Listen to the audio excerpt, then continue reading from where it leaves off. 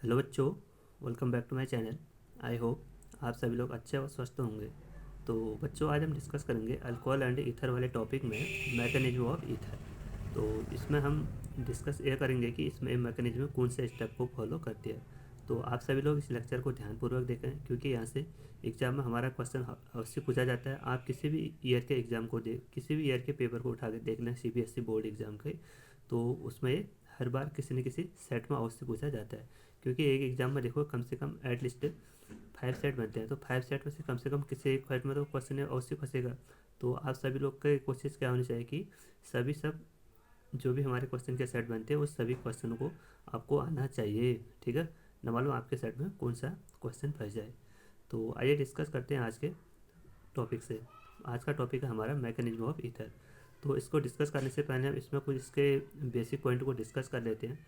तो जो हमारे असेंटो ना जो ईथर की मैकेनिज्म है वो हमारे असेंटो मैकेनिज्म को फॉलो करती है, यानी ये असेंटो स्टेप को फॉलो करेगी। और इसमें इसमें क्या करते हैं हम मैकेनिज्म ऑफ ईथर में, इसमें हम अल्कोहल के 2 मॉलिक्यूल लेंगे, जिसमें हमारा जो फर्स्ट अल्कोहल का मॉलिक्यूल होगा वो सेकंड अल्कोहल के मॉलिक्यूल पे अटैक करेगा। तो सबसे जो फर्स्ट स्टेप होगा उसमें जो अल्कोहल होगा वो, क्योंकि रिएक्शन हमारे एसिडिक मीडियम में होती है, तो एच पॉजिटिव को अटैक करे एच पॉजिटिव पे अटैक करेगा, तो वहाँ से एक अल्कोहल ऑब्टेंड होगा जिसको बोलते हैं हम प्रोटोनेटेड अल्कोहल।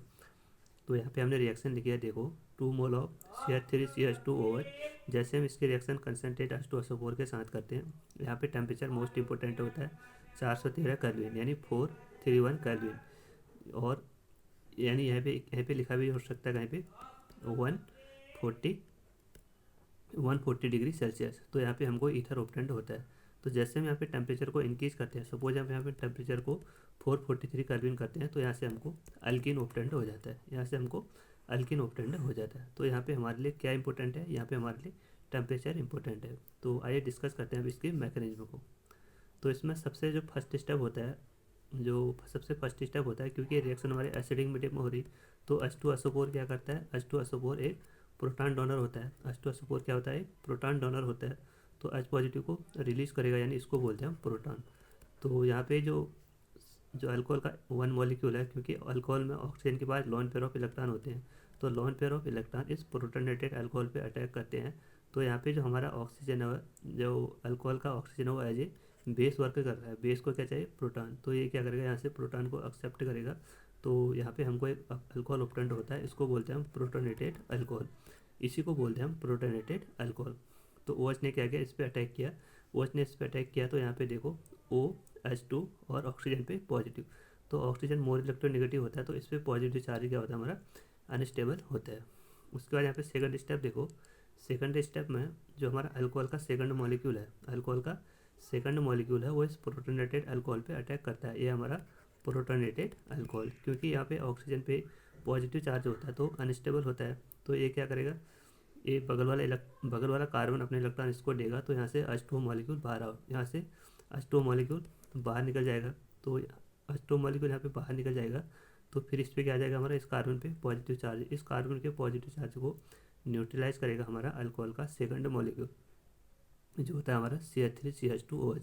तो CH3CH2OH जैसे इस पर अटैक करेगा, तो यहाँ से हमको फिर से यहाँ पे देखो अल्कोहल पे पॉजिटिव चार्ज आ गया। क्यों, क्योंकि इस लोन पेयर ऑफ इलेक्ट्रॉन ने फिर से इस पर अटैक किया। तो फिर से ऑक्सीजन पे क्या होता है, ऑक्सीजन पे पॉजिटिव चार्ज अनस्टेबल होता है। क्यों, क्योंकि जो ऑक्सीजन है होता है उसका इलेक्ट्रोनेगेटिविटी ज़्यादा होती है, यानी उस पर नेगेटिव चार्ज जितना ज़्यादा होगा वो उतना ज़्यादा स्टेबल होता है। तो लास्ट स्टेप में क्या करेंगे हम, लास्ट स्टेप में जो ऑक्सीजन पे पॉजिटिव चार्ज है उसको हम न्यूट्रलाइज करेंगे। उसको न्यूट्रलाइज करेगा जो ऑक्सीजन के पास हाइड्रोजन होता है, अपने इलेक्ट्रॉन इसको डोनेट करेगा। तो वो पॉजिटिव चार्ज न्यूट्रलाइज होगा, और यहाँ पे हमको ईथर ऑब्टेंड हो जाता है। तो CH3CH2O CH2 CH3, तो ये हो गया हमारा ईथर। और यहाँ पे जो एच ने अपने प्रोटॉन इसको डोनेट किया था वो एज ए प्रोटॉन के रूप में बाहर हो जाता है। तो बच्चों, ये थे इसके मैकेनिज्म में। बहुत ही सिंपल मैकेनिज्म होती है। आपको एग्जाम में सेम ऐसे ही पॉइंट में लिखना है, जैसे इसमें मैंने पॉइंट में लिखा है, आपको एग्जाम में भी सेम इन्हीं पॉइंटों को फॉलो करना है। तो अगर आप इस चैनल पर नए हो तो चैनल को ज़रूर सब्सक्राइब करें और अपने दोस्तों के साथ ज़्यादा से ज़्यादा शेयर करें। Thank you.